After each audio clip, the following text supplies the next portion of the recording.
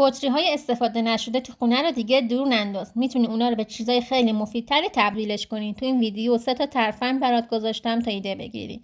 در ترفند اول بطری روغن رو دیگه دور ننداز. مطابق کلیپ علامت گذاری کن و با هوی قسمت‌های اضافه رو جدا کن و به همین راحتی یه گلدون 3 سوته داری. یا میتونی با شیشه‌های نوشابه یه باغچه کوچیک برای گلای کاکتوس درست کنی. قبل از اینکه بریم ترفند دوم ببینیم ممنون میشم برای حمایت از این آموزش قلب زیر پست رو قرمزش کنی و این کلیپ رو سیوش کنی تا گمش نکنی و بعداً به راحتی بتونی پیداش کنی و اجراش کنی و تا انتها با دقت ببین. بریم برای ترفند دوم. بطری جامای ظرفشویی رو دیگه دور ننداز. مطابق کلیپ علامت گذاری کن و برش بده و قسمت‌های اضافه رو جدا کن. حالا یه گلدون شیک برای گلات داری.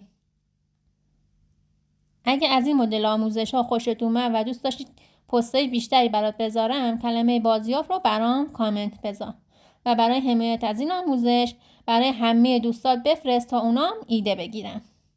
ترفند سوم مطابق ترفند دومه. یه ظرف سرکه رو بردار، مطابق کلیپ علامت گذاری کن و برش بده و به یه گلدون تبدیلش کن.